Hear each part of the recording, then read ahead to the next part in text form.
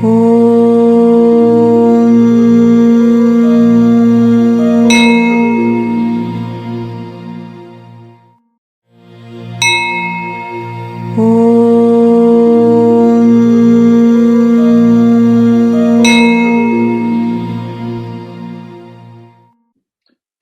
good morning, everybody. Welcome to the Vedanta Question and Answer Series. Just to point out, this is an interactive series now. So you can ask your questions and try to answer the questions. If I have no answer, then get the answers from your intuition. Well, you can start off as usual with a small prayer. Sahana vavatu, sahanau vunaktu, sahaviryam karavavahai, tejasvinavaditam astu ma vidvishavai. Om Shanti, Shanti, Shanti. May that one protect us both. May that one nourish us. May our study be full of vigor and enthusiasm. May we be energized by this, and may we not unnecessarily cavil with each other. Peace, peace, peace be unto all. Good morning, Swamiji. I've got a quick question relating to the life story of Satyakama that you narrated on Tuesday, and the self-realization process of Brahman that Satyakama went through. I will leave you to narrate in your own words, as you normally do, very eloquently. But my understanding is, purely for understanding purposes, Brahman could be divided into 4 parts, which were represented as the 4 legs of the bull. My question is towards the end, so it probably will make sense if you can give a preview to the audience here. But my question is on the 4th leg, which was revealed by the mudhood bird. And I have noted it down that the 4 subparts to the 4th leg are the body, the mind, the prana, and the emotions. So firstly, I wanted to make sure I've got it right. And the second question is, all the other legs seem to be, external to the human being, more to do with the Prakriti. And this leg, the parts of the 4th leg, seem to be everything relating to an individual. So what's the significance of that? Does it also mean that the individual prana is just part of the Brahman? I don't know if I made sense, but I'm sure you get it. Okay, so there is a story told in the Chandogya Upanishad, among other stories, of Satyakama. And just to review the story in itself, without duplicating, the story highlights a number of virtues necessary in spiritual life. But it also poses an awkward question. Since Brahman is only one, how can Brahman have any divisions? Is a good question. And so we have to insert some conditional language into this. That this oneness seems to be divided. Do we have an example of that? Yes, the entire universe. The entire universe, if there is only one existence, seems to be dispersed. And the energy that is required to disperse it is significant. So supposing we assume, as the ancient people assumed, that this one entity is indivisible, how do we see it as divided? We see it through trickery. The mind itself seeks to divide things. So in order to understand fully what this great entity called Brahman is, we have to see it as if it were divided, and 16 parts are mentioned in the story. Firstly, what are the virtues to understand this? We find truthfulness. Truthfulness is there,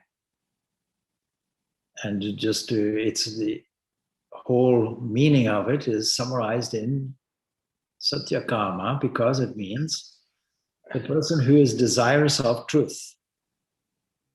So first of all, there has to be a keenness. The significance of the story is that traditionally, at a certain age, the student departs from the family and with a certain gotra, a certain ancestry, a certain lineage, goes off to a teacher. And the idea really is principally to learn what are the Vedas. And the Vedas falls into two camps. The first part is to understand what is the physical nature of the universe and what is the ritualism necessary in order to get the maximum benefit from the universe here and hereafter. Secondly, to understand, is there something deeper than that? And competent students will be required. Naturally, you try to assess what is a competent student by looking at what is your ancestry. Do you come from a good family? And good family is not necessarily genetically good, but it is orientated around truthfulness. When a student is discovered to have this purity and truthfulness, then the student is accepted, and that happened in the case of Satyakama. So his genetic lineage is unknown, and yet he is deemed to be potential for understanding what is this deepest of all teachings, this Brahman. Well, lest you think that God is one thing and the universe is another, which creates its own particular problems, and lest you think also that there is nothing that makes something from nothing, the first principle has to be understood. There is something that is existent, and since we can't describe it in equivalent human terms, we'll describe it by this thing called Brahman.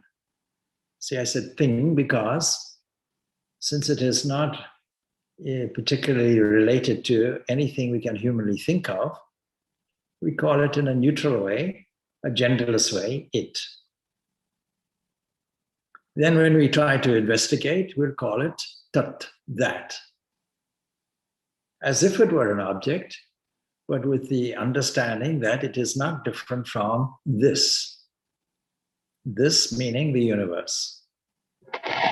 So to illustrate this non-difference, we assume that we can try to tackle it in a partial way, just as we try to understand the universe in a partial way. Where do we begin from? We begin from here, us. It's not necessary to inquire what is the universe. Let us try to discover every single jot, every tittle, every part. Let's try to understand every atom, every subatomic particle, every energetic field. Let's try to understand through that, how is it that we don't see this oneness? And so from a human point of view, what is involved is the mind. The mind is a fragmenter. It seems to divide everything up into fragments. That means our view of the world will be one which is fragmented. Understanding that, let's deal with it as if it were. And to save complications, running into billions and billions and billions, let's take 16. Because as we stand here, stability is represented by the number 4. That is why, mythologically, Brahma, the creator, has 4 heads, one for each direction, meaning there's an omniscience. I know every corner, every part, every direction. Now, the first quality, therefore, is truth, and along with that is faith. I will go and see the teacher. I voluntarily do it. So there's a faith that there's a competent teacher that will answer all my questions. And a faith also that, despite the fact that I don't know my own genetic background, my own gotra, my own ancestry or lineage, I'm confident that the teacher will accept me on the basis of a truthful answer. And equally, the teacher accepts the student because of the truthfulness. Only one who is a true knower of Brahman or a Brahmana is worthy to of this teaching, since I see in his answer, is absolute truthfulness. So if you know the story, you'll understand what I'm talking about. And the interesting thing about the story is that the teacher then says, having accepted him, initiated him, he then gives him an instruction, his first instruction. So in addition to faith, there has to be tapas, austerity. And that austerity, we wonder, what is austerity? What is its purpose? Its purpose is to strengthen the will. And we do it in three particular ways.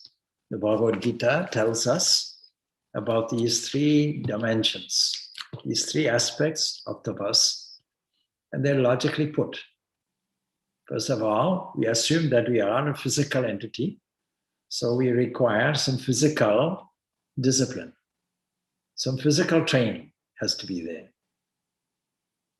And then if it's there, our attachment to the body will naturally go once we understand it, and once we command it, once we direct it. We can explore a little bit that question and why it's important. But then the other aspect of it is, how do we express ourselves? How do we get from mental impressions to the physical world? It is through speech. So a discipline regarding speech has to be there. And also a discipline regarding the mind. We have to control the mind. It is the mind that is the principal difficulty.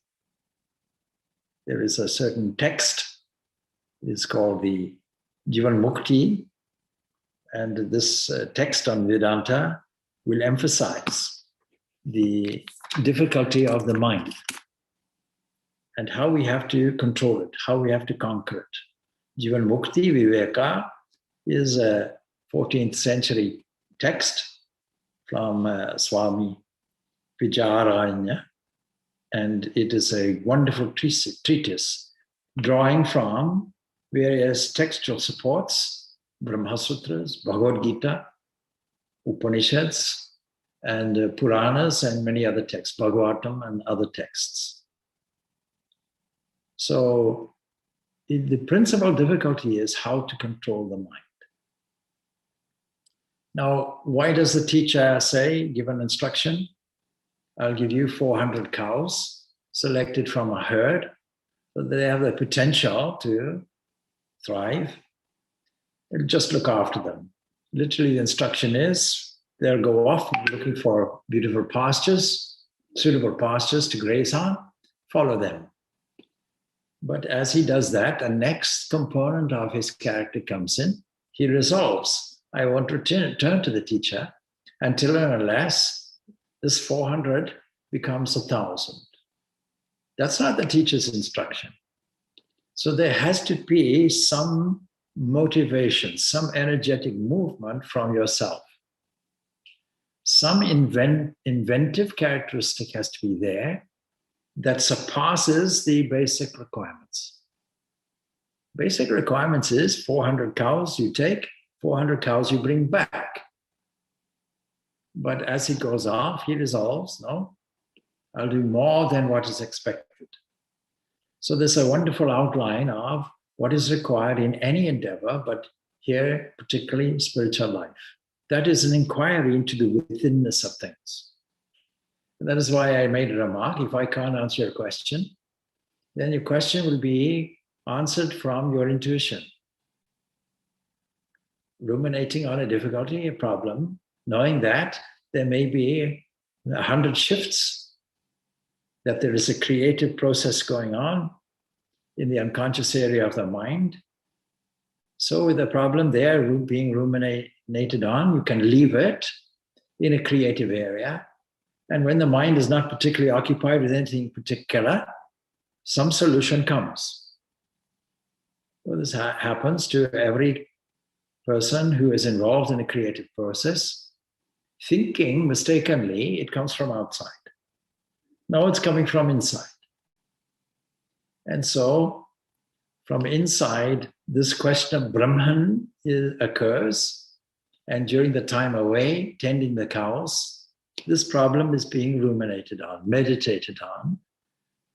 And then at a particular point, that is, when 1,000 cows have been grown, he was resolving, okay, it's the time now to go back to the teacher. And the teacher's not calling him back either, because the teacher, in his wisdom, is understanding that all this intuitive aspect within you, this Brahman is within you, and is going to teach you from within. And so that's how the story goes, that on returning, the bull now starts speaking. Come on, it's time to go home now. Time to return to the house of the teacher. 1,000 cows has been attained. Let's go. But I will teach you that there are 4 legs of Brahman. That is, a bull itself has 4 legs. And the bull, of course, represents strength. It represents abundance, because it is only with the bull that 400 cows became 1,000.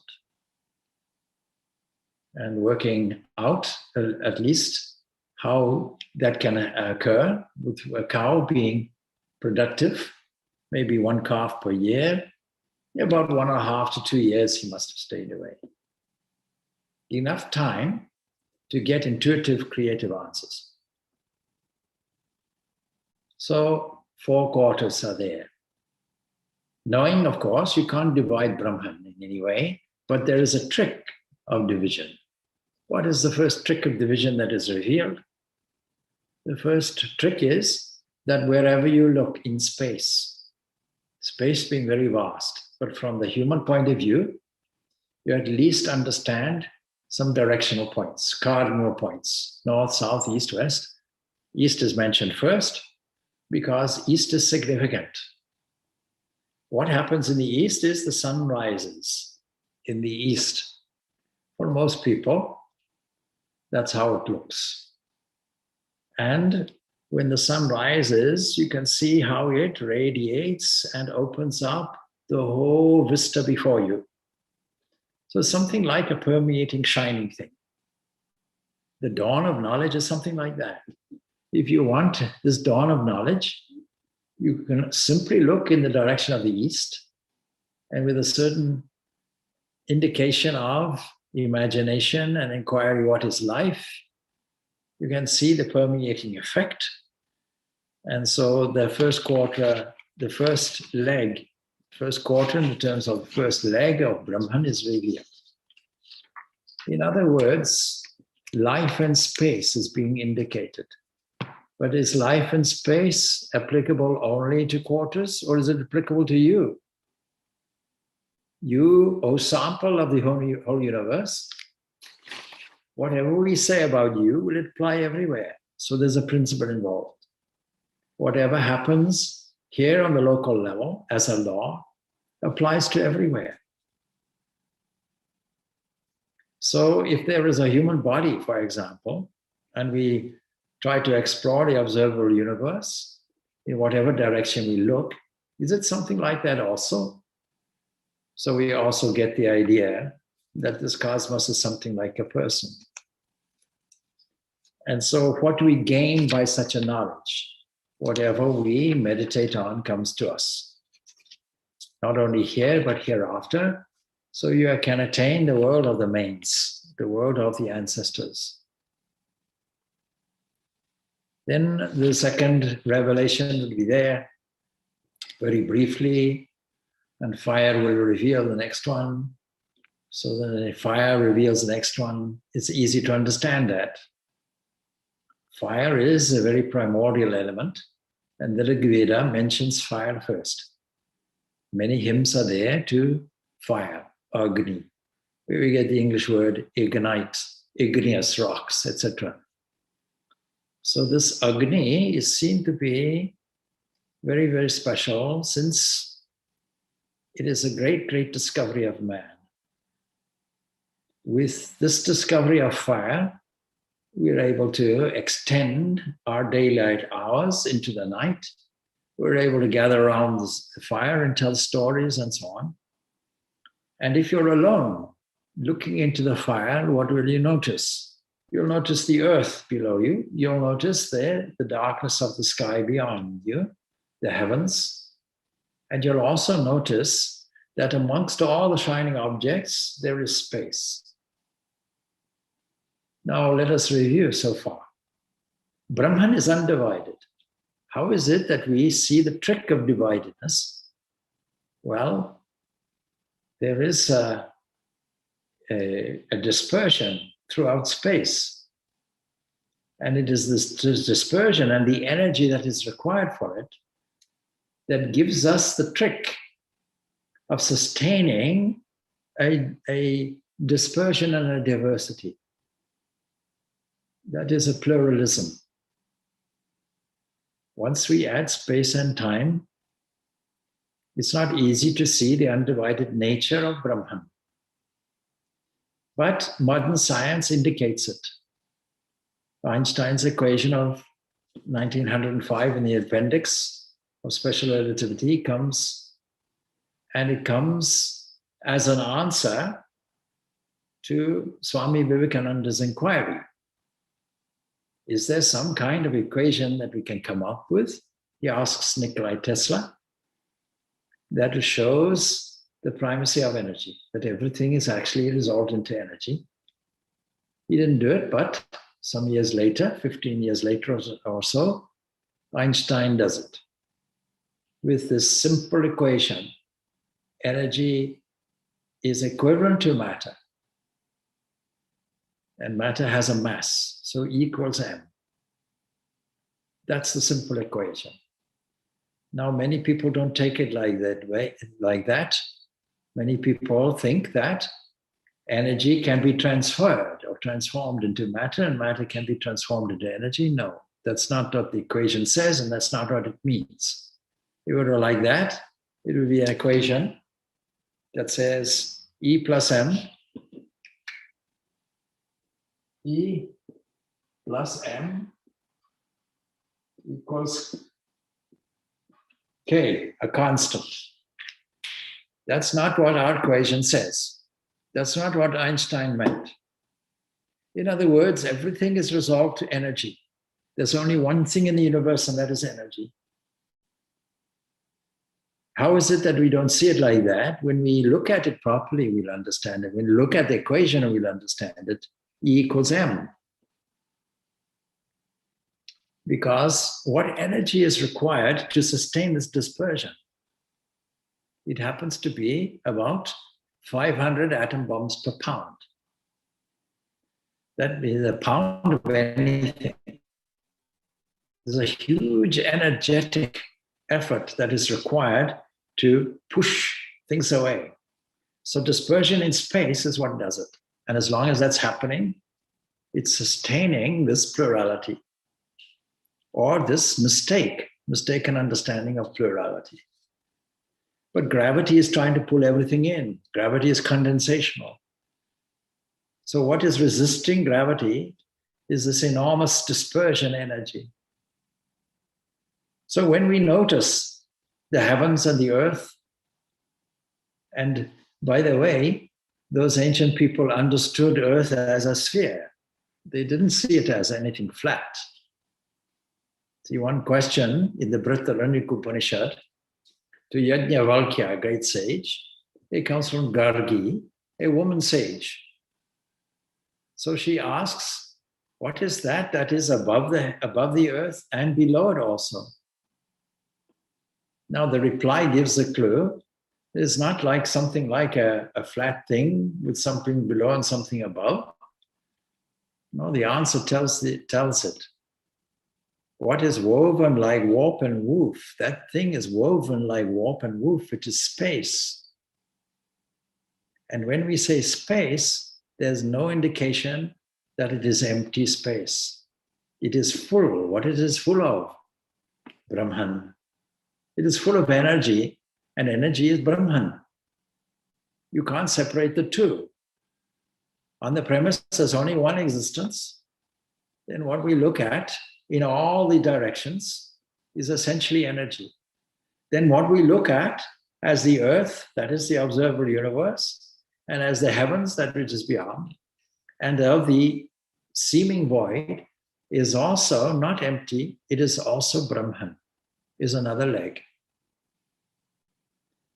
So this fire has revealed it, because the inference of looking at the fire says, I can see that the fire is in contrast to the solid earth, yeah? And it is also an intermediate.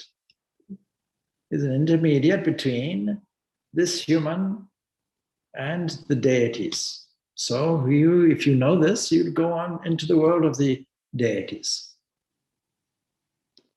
And the deities, what are they? Deities are all this manifested glory as subtle elements. The earth is made from subtle chemistry, but all from energy. There's nothing more subtle than that. Then the next revelation, the third foot, as it were, third pada, would be revealed by a swan, because a swan will represent the sun as it moves across the sky, being brilliant white. Naturally, therefore, the swan will now reveal all the luminous things. Everything that is luminous, everything that is connected with radiation. So let us review. Space has been revealed, matter has been revealed as energy, and now its expression of radiation, everything that shines. So the fire itself, that is Brahman. And anything else, is there a fire in the sky? Yeah, the sun itself, that is Brahman. And we have to now say, he shining, that shining, all things shine. So that which is within the sun is Brahman, is the inference also. And then what about lightning is Brahman? Yes. Now coming back then to the earth, I mentioned 3 dimensions only. I mentioned the earth, the heavens, and the interspace. One thing that is not mentioned is the ocean. The ocean seems to be the odd person out.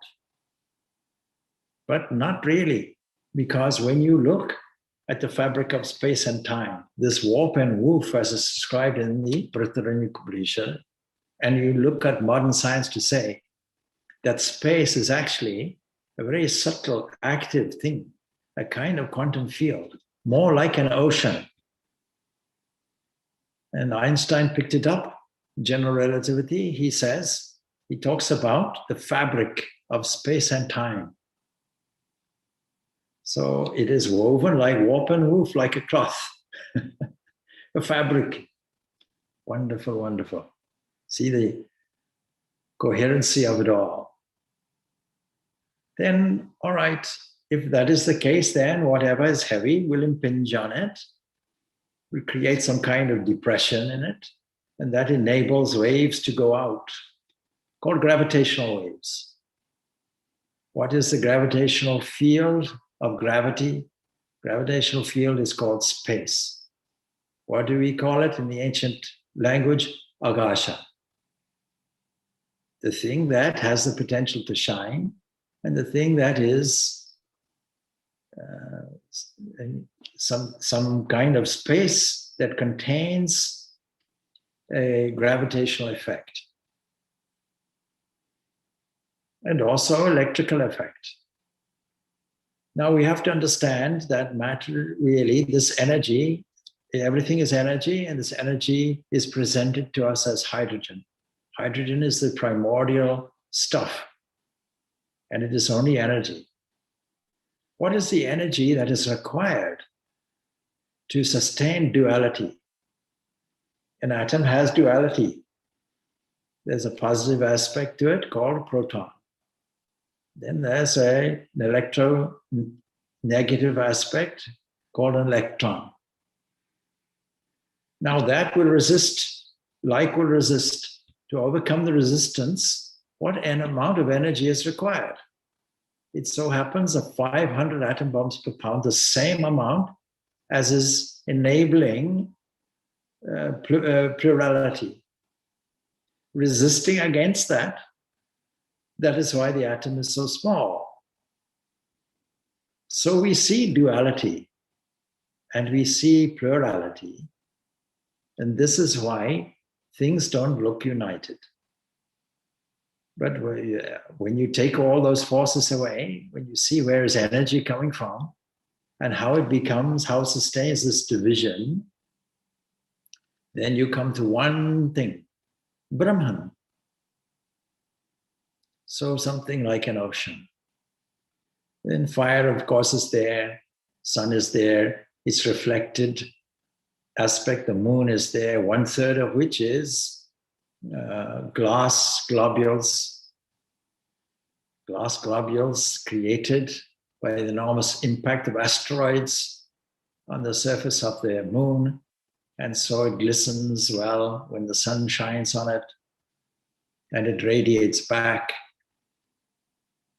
And then another luminous aspect, lightning. We don't find it so much in Ireland. Lightning really means the electrical energy caused by friction on atoms, pressure. So electrical energy. In brief, the third thing being described is electrical energy. So imagine that. Fourth leg now, which is orientated toward a question. What happens everywhere then, so far in the cosmos, does it happen here? Because without this personal relationship and understanding, without bringing you back to the relevance of you here, sitting here now with a body and a mind, a body that is a little creaky and it can break down very easily if you're not careful, and a jumping mind that tricks you into thinking that this world is of such great importance that we have to invest all our psychological energy, emotional energy into it. That stops us from seeing this unity. So we start off with energy, as we have always been talking about. And energy is called prana. Not necessarily exclusively in us, but in us we can see it also. The thing that sustains the capacity to observe what we have just mentioned, namely eyes and ears, representing all the individual informational functions in the human body. So prana is mentioned, eyes are mentioned, ears are mentioned. And the bird that is mentioned, that is the Modgu bird, the diver bird, that is revealing the next factor, represents that which dives into everything. In other words, energy seemed to be localized here and there. And then the mind itself, the mind that is thinking about it. Now, we can't say it's exclusively individual. Nobody said it. So the breath is 1/4. We can interpret like that individually. Eye is 1/4, ear is 1/4, mind is 1/4. And yes, you can relate it to your individuality, but you cannot say that your individual situation is in any way separate from a universal one. It would be a mistake. Having seen the universality of everything, don't make the mistake that, yes, it's in you, but to catch it easily and to meditate on it, because all of these are meditations. He who meditates on this, you get this result. And if you meditate in this way on these 4 aspects, then what comes to you? You win the world that supports everything. How are you supported? You're supported principally through life energy. When breath is no longer evident, we say that is death. The evidence of a departure.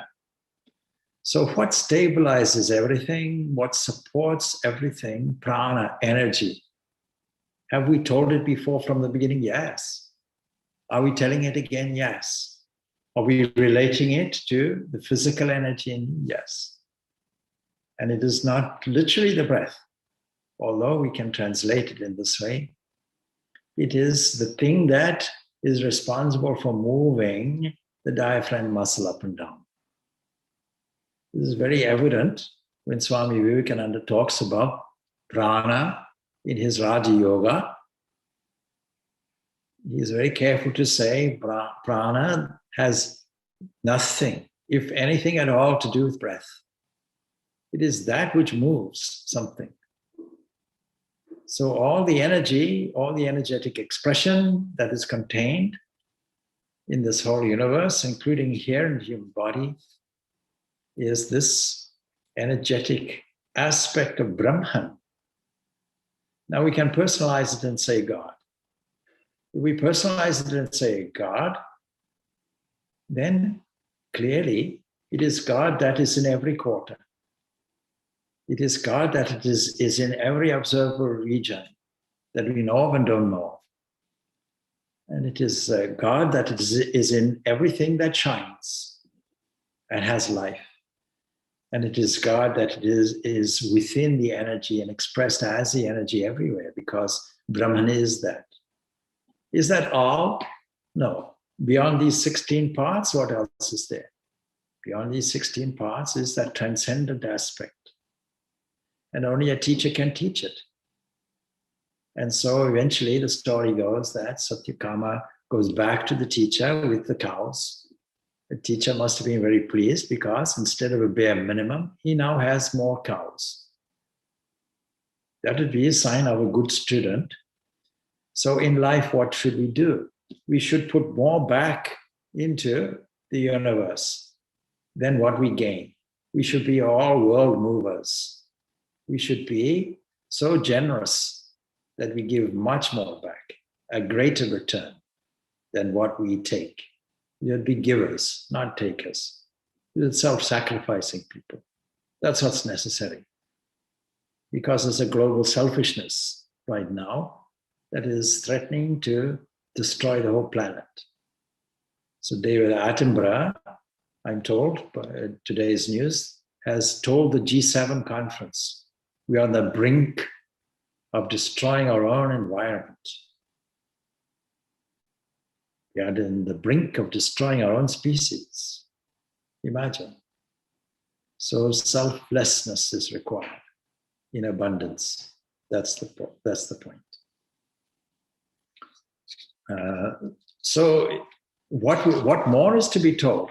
We have covered the whole of existence that we know of, that we can investigate in modern science, to the extent of its origin, and each one providing a wonderful meditation, not only a principle, but also a meditation.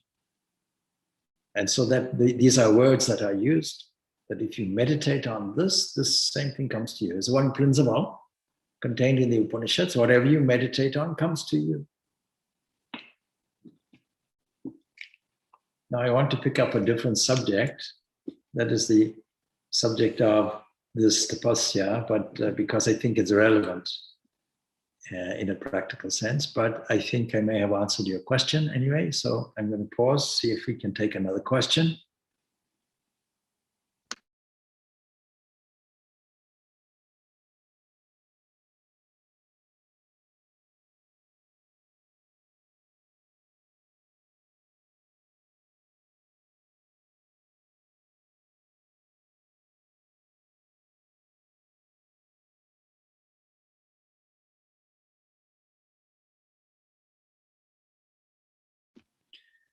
All right, in the absence of questions, I want to take up then this whole question, because in one of our series, the practicality of spiritual practice was mentioned, and I said 3 principles are there to it.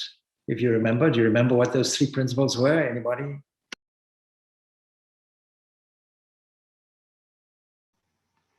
The dimensions are physical, verbal, and mental. Is that what you mean, Swami? No. There were 3. Purity, patience, and perseverance, that peace. Okay, well, that's not what I put on the board. I put 3 things. Practice. Yes. Oh, practice. Yes. The first principle was practice. Second one was practice. Third one was practice. Practice. So there's in the Bhagavad Gita, this whole question of how to, if the mind is the principal difficulty, how do we control this? And so in the chapter, the subject matter in the Bhagavad Gita to do with meditation. And meditation is there to produce an equanimity of mind. So the question is there, that is a question for all of us. Many people have asked the same question. And it amounts to this. So, yoyam yogastaya prapta samyena madhusudana itasyaham na pasyami kanchalatta stitam stiram. So far, the teaching of spirituality and its method has been to do with equanimity of mind. Because the problem with our interpretation of all of these things, body, mind, and the universe, not seeing this oneness, is because the mind is a fragmenter. In brief, we can say that the whole universe is only one thing. But when we look at it through the telescope or the lens of the mind, we see it as fragmented.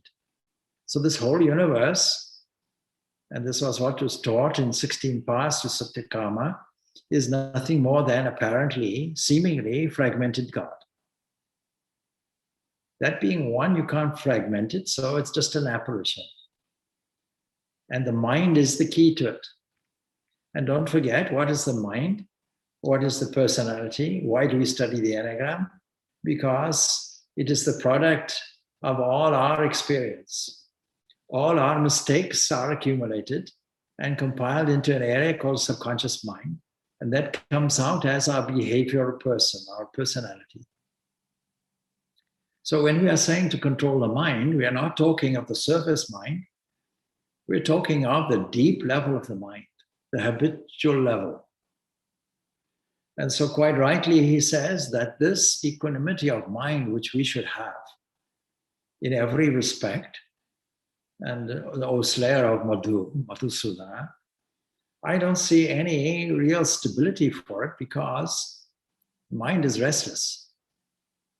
And I think we'd all agree with that.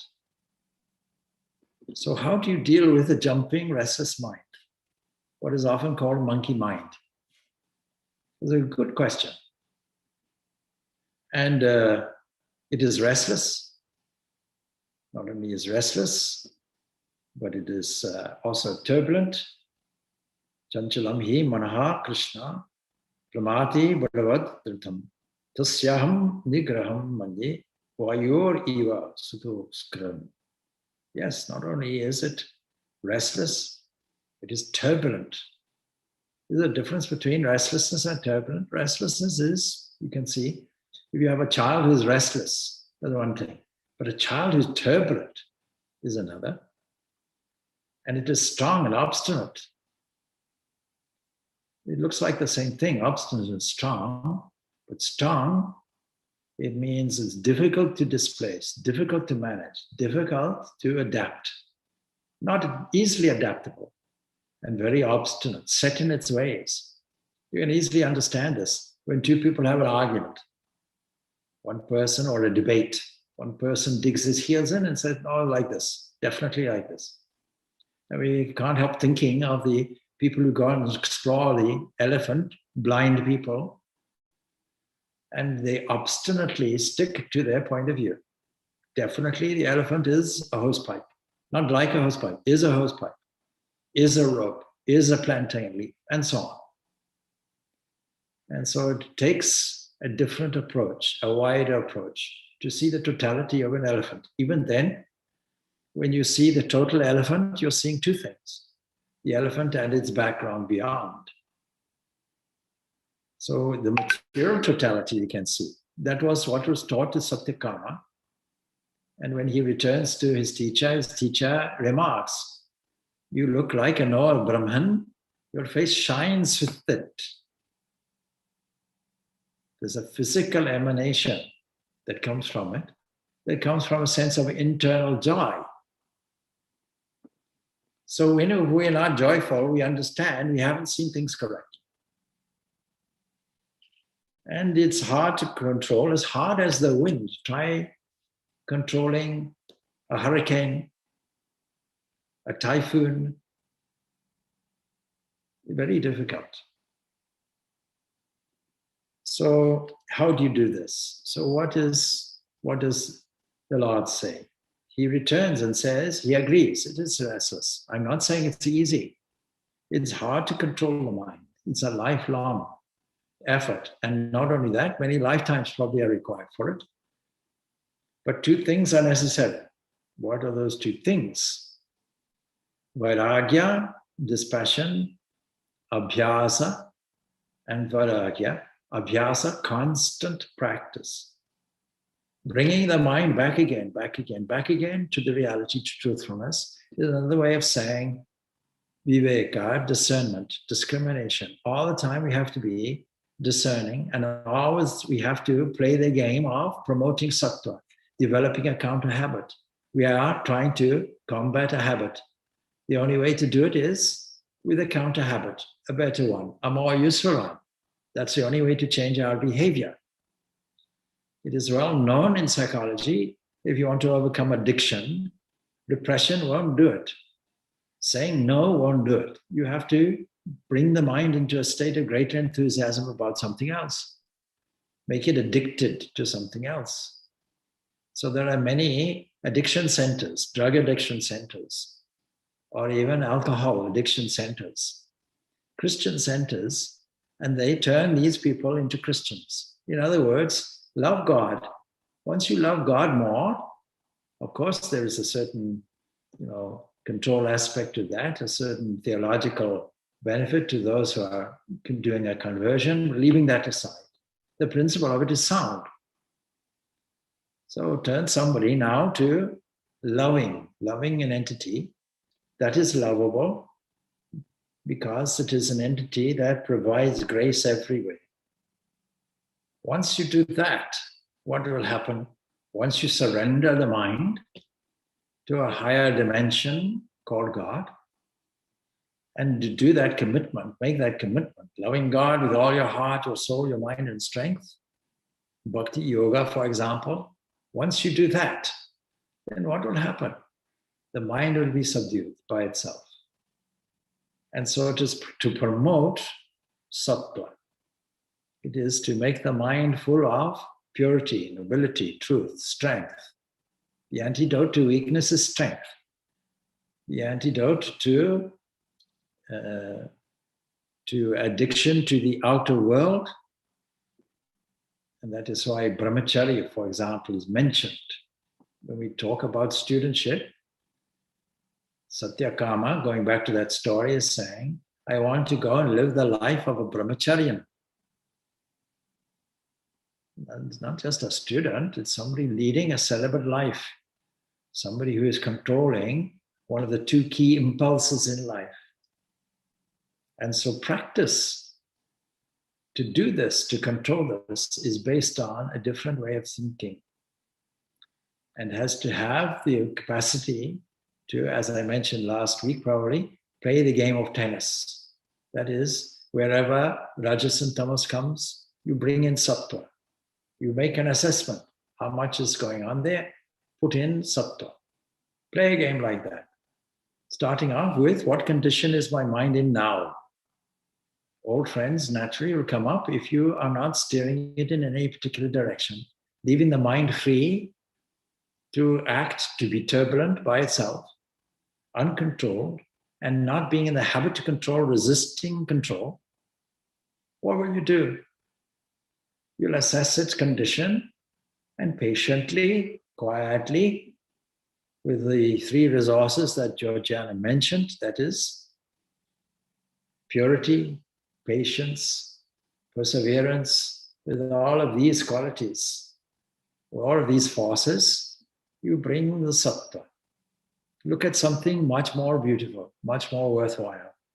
Saturate the mind with that continuously, not just when problems arise, not just when threats are there, but particularly when no threats are there.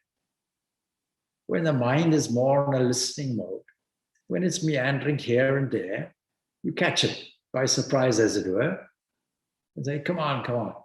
Let us think of something more glorious. Let us put in beauty, truth. Let us put in love and harmony. Why don't we do that? Come on, let's go on that journey. And the mind will not be resistant if it's delighted. So this practice is continuous. There's no holiday for it. Brushing the teeth, you're doing it.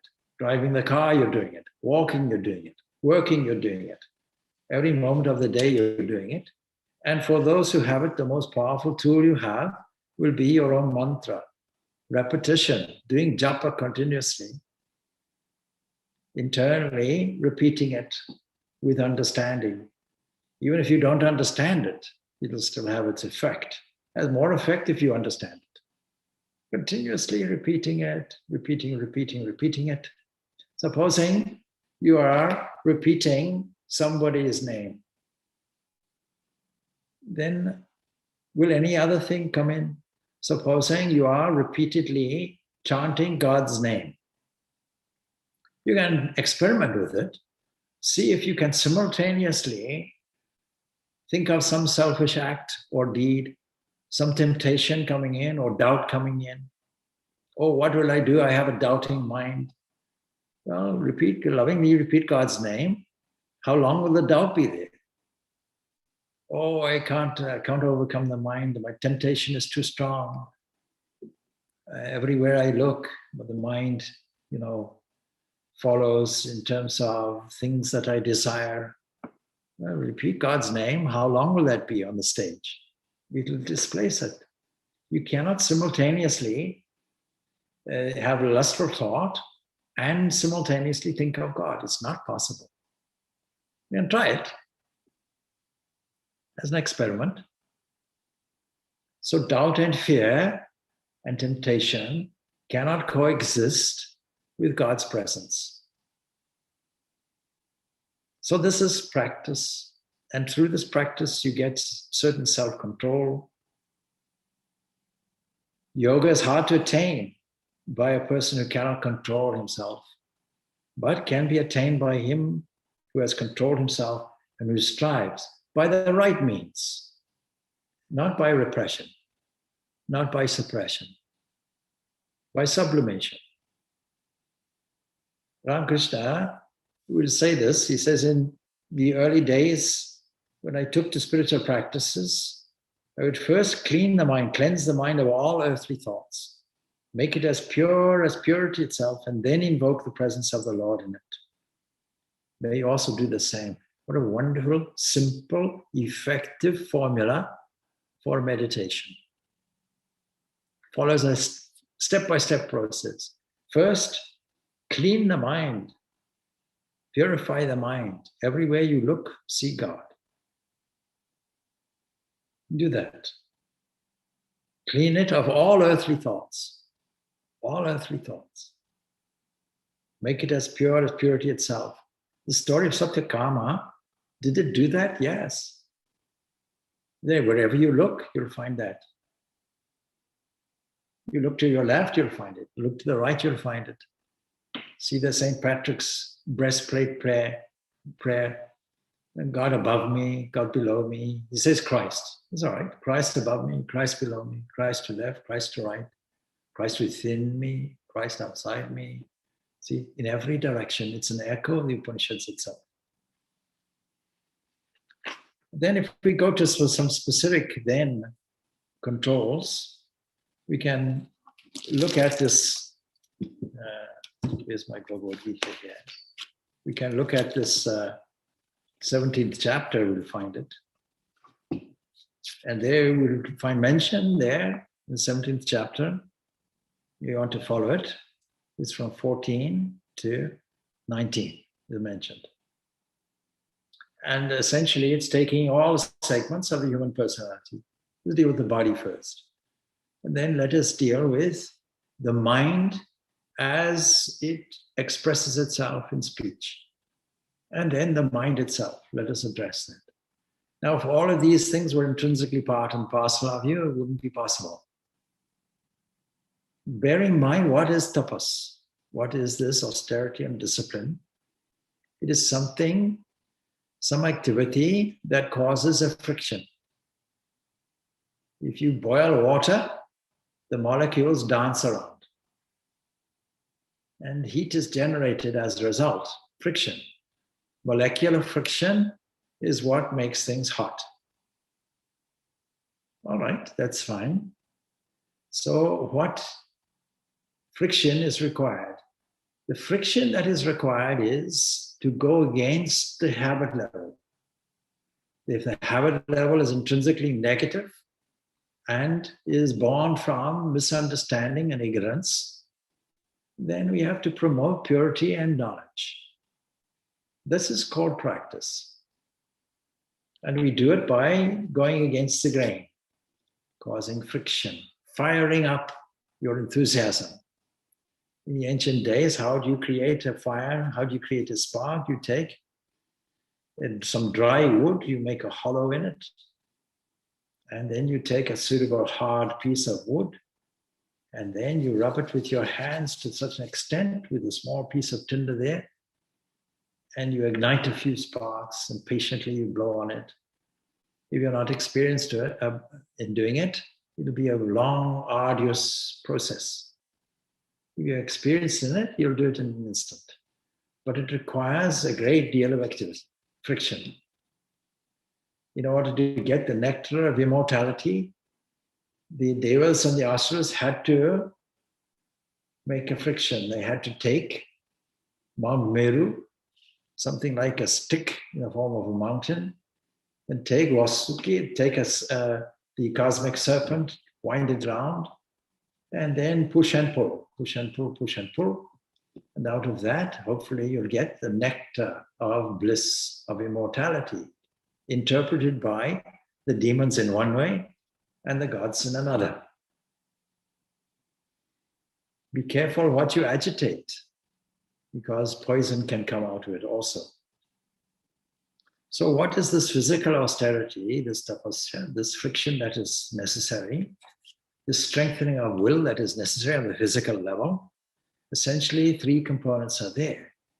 Worship is there, a sense of revaluing the world as it is, the physical world, and seeing that it is an expression of divine grace flowing in all these different ways, which I have previously described as energy. All energy is divine energy. What we register as physical energy, nobody knows what physical energy is. No scientist can say energy is X, Y, and Z. They only know it by its effects as potential, kinetic, radiational, electromagnetic, etc., gravitational. They only know it by its effects. But what is it? Can you define it? Well, here we can define it. Yes, it is Brahman. There's only one energy, is divine energy, that it expresses itself in all these different ways, including the physical body. Now, if you worship, then is a physical activity. That is, every activity that you do is dedicated. And so you start your physical discipline by a shift. That is worship. That involves the physical body. And all work is worship. So this is described as Deva Dvija Guru, that is the Devas and also the twice born, the Dvija. That is those who have been born again. Those who have turned their life in a different direction. You find this expression predominantly in Christianity, a born again Christian. That is somebody who has learned to revalue things. And so you find a gradation. First, the worshipper. Next, those who have changed their direction of thinking, who are motivated by different things, spiritual pursuit.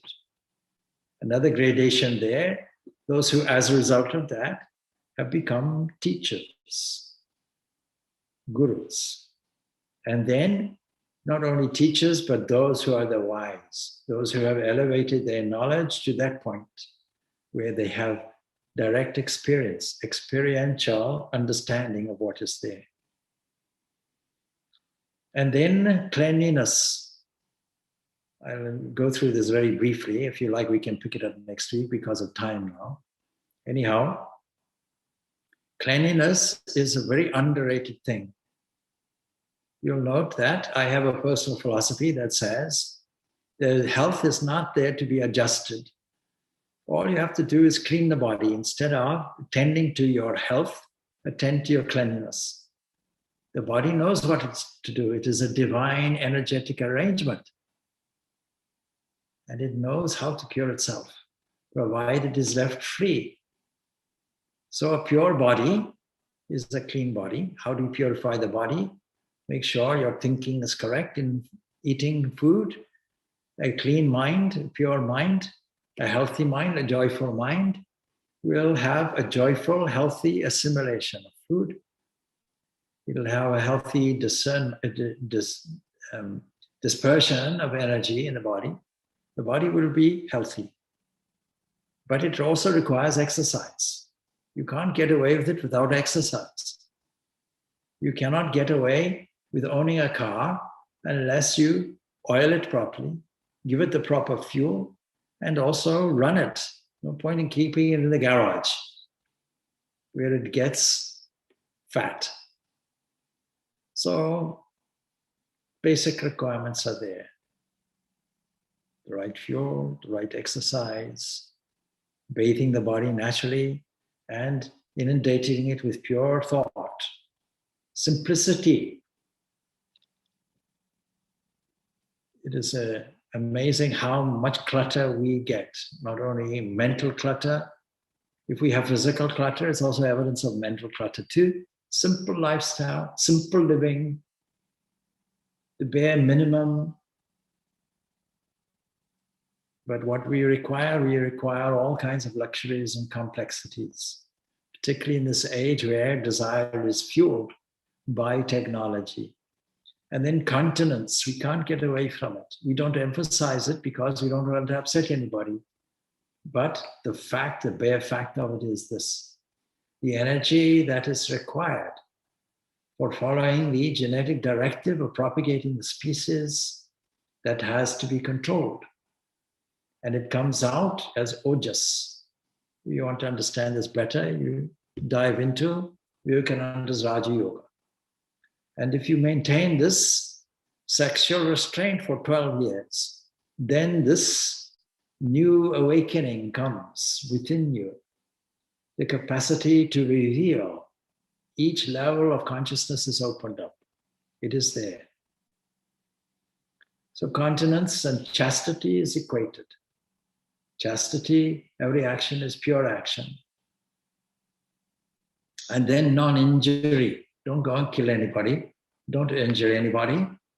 And even if you have the thought about doing it, then in an energetically angry mood, you might well do it. Temporary madness comes over you. So that's all to do with the physical. Then what about speech? More harm can be caused by speech than punching somebody on the nose.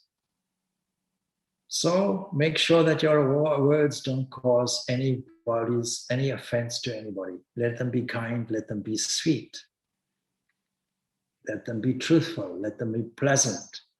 Let them be beneficial to the other. Add another dimension to it, not just the bare minimum. Make sure that people share your inner joy. Sense of humor helps. Your own understanding of the world, seeing it as a play, a drama, nothing that serious, can be conveyed. Sense of humor is required so that people who leave your company feel joyful, happy. You can transform somebody's mood. And also, of course, what we're doing now, study and recitation of scriptures and also mantra. That is all contained in that. So this is your tapasya of speech. And then in terms of the mind, serenity of the mind, gentleness. Gentleness with the mind and of the mind. And silence. All these ancient rishis were called munis, silent ones. Make sure that the chatter in the mind is less. and make sure the chatter in speech is less. It also comes as a conveyance in speech. Self-control. Allow a thought to come, have its moment, and replace it.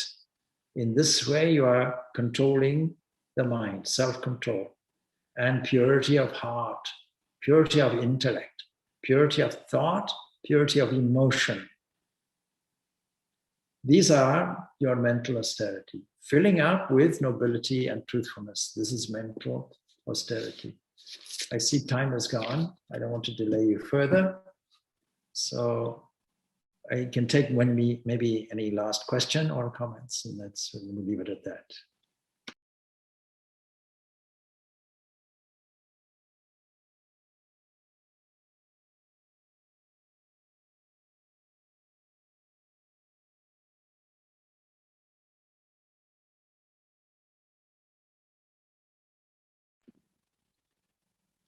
All right, good. So we'll leave it at that. Thank you. Announcements we should make, and that is our June 17th is our third anniversary here. You can call it foundation if you like. And so we have an event, look out for the notice, that we are transferring from the 17th, which is a Thursday, onto the Sunday. A morning program, a modest program, not a usual whole day thing. So half a day will be there. Those who want to come to Nivadita House should let Supta know, our communications person, and we see if we can accommodate you. Otherwise, it will be online anyhow. So we look forward to seeing you all there. All right. Om Shanti, Shanti, Shanti. Peace, peace, peace be upon you.